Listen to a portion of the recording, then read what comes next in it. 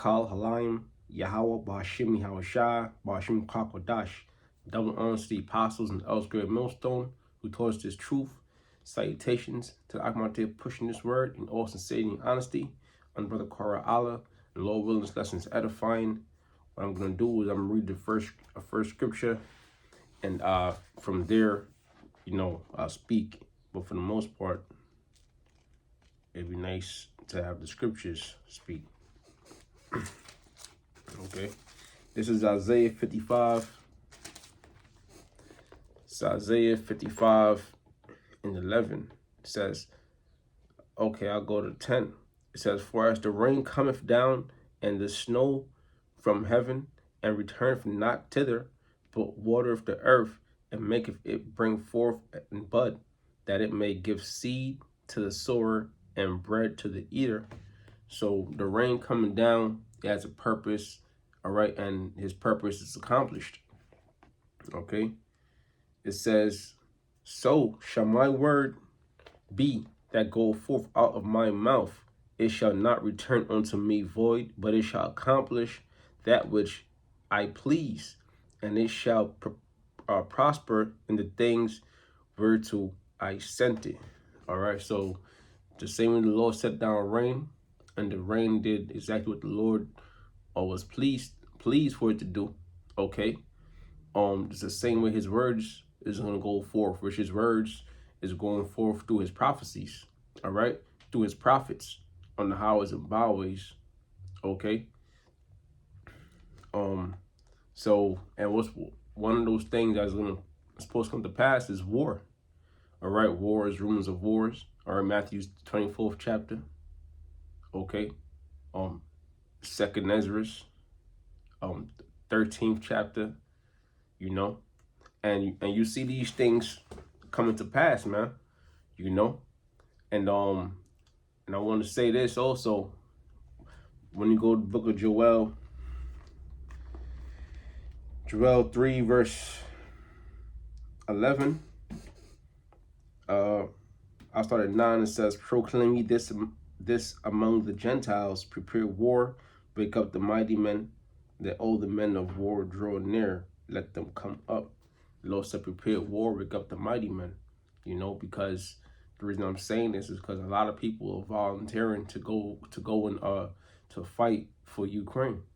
All right, go ahead and risk their lives, if not lose their lives, trying to fight the Russians and help Ukraine. And a lot of people are losing their lives, and you got to think about it. Like, who in their right mind will want to go and risk their lives? All right, who's going to take care of their families? Who's going to take care of their loved ones? People got their jobs, their career, their whole soul there, that they will leave to go and fight. Now the Lord Yahweh Yahushua is putting that spirit on people to go ahead and go fight, man. He's waking them up, and that's on a small scale, because this scripture is really talking about World War III. All right, the nations gathering together to go to war. Real quick, just to back that up, this is Proverbs 20 and 4.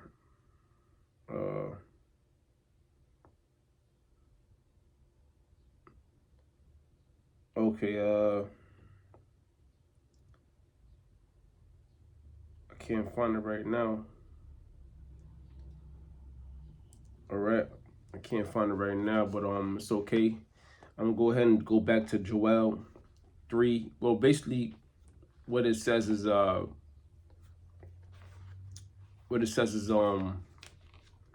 man basically. All right, here it is. Proverbs 20 and 24. Man's going are of the Lord. How can a man then understand his own way? And that's basically the point. Man's going of the Lord.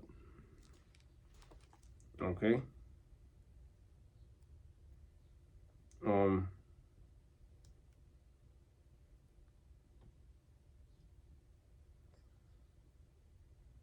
Right, man. So man's going are of the Lord. So if you get up and go to work, curse your boss out, get fired, even to the smallest thing, it was the Lord's will. And that's why these people are basically going to war, because the Lord is putting that spirit in them. You know, you got the people in Ukraine. They could flee Ukraine. They could run to neighboring countries. All right, but they said they want to fight for Ukraine. You know, even with the prophets, man, the Lord will part of that number.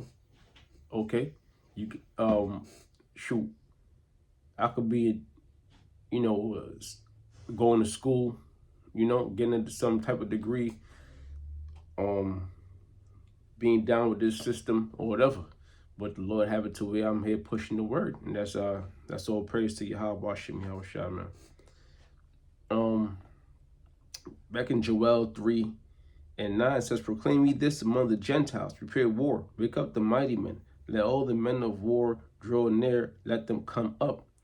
So all these men are gearing up for war. China, Russia, Ukraine, Iran, Israel. The list goes on, man. Okay, because this is going to be a world war. And when you look into the past, World War One, World War Two, it was devastation, chaos, man, destruction. Okay, but this war is going to be what It's going to be fought with burning and fuel of fire. That third world war is going to be a nuclear war. It says, "Proclaim ye this among the Gentiles: Prepare war." Right, I read that already. Joel 3:10. "Beat your plowshares into sword and your pruning hooks into spears. Let the weak say, I'm strong." And that's because of that nuclear technology. All right. And it says, beat your pruning hooks, your tools for agriculture. All right. So these nations is not going to spend money on agriculture, but they're going to spend their money on military might, military forces, and technology. "Assemble yourselves and come, all the heathens, and gather yourselves together around them thither. Cause the mighty ones to come down, O Lord." The mighty ones are the angels. Okay, those angels are going to get busy too. And you see those angels over there in Ukraine, watching the fight go on. Okay, and the Lord uses angels to, sway the battle, so to speak, man. Revelation just said the angels held back the winds until the elect was sealed. Okay. I'm gonna stop there, and I'm gonna get, oh snap, I'm gonna get 2 Ezra 13:8. Got the fresh one right here. I'm about to pop it open for the first time. I forgot that it was still still in the wrapper. Just saying about it, no apocrypha. I don't know. So this is 2 Ezra 13. I'm just making the quick point, so I might not go through the whole thing. I'm making a quick point. 2 Ezra 13:8.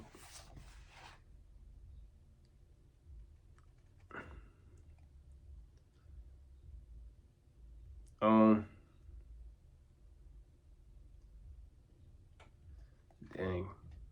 2 Ezra 13, really, you can read the whole thing, man. All right, I'll start at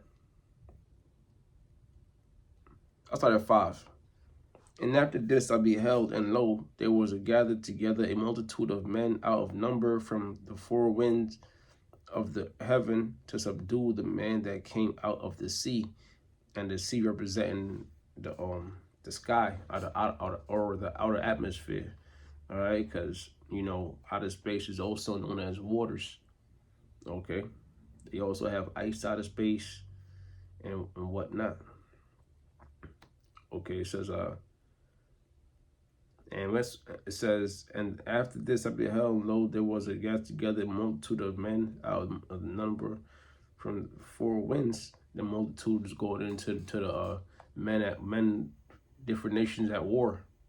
Okay, and basically they are supposed to. We read Joel 3. It's talking about the valley of Jehoshaphat. All right. It says, but I beheld, and lo, he had graved him a great mountain and flew upon it. But I would have seen the region or place whereout the hill was graven, and I could not, because it wasn't a mountain, it wasn't a hill, it was a chariot or a so-called UFO. It was a gigantic chariot. And after this I beheld, and lo, all they which were gathered together to subdue him were sore afraid and yet durst fight. And you could see that happening, man. You know, because Russia is a um it's a superpower. Okay, it's a superpower. It has a great army. It has nuclear technology. Okay, and it has a lot of different variety of weapons, tanks, men, might. Okay, so Ukraine standing up to fight against Russia is almost crazy, you know. So it said they were scared, but there's fight, man. That's the same way they gonna be when the house shot crack these heavens, man. Cause Ukraine, Russia, America, none of these nations that have nothing on the Lord. Okay, Yahweh Shah when he returns, ain't nothing that these nations could do about it, man. And they're gonna know that, but they still gonna want to fight. Okay, and we see that spirit. We see that spirit amongst the people. But that's because the Lord is putting that spirit in them, man. He's waking them up to fight. You know. Plus the Lord is not gonna wouldn't want anything less. The Lord wouldn't want anything less. How we know this? Because the scripture says what the Lord is a man of war. Okay. It says, but I beheld, and lo.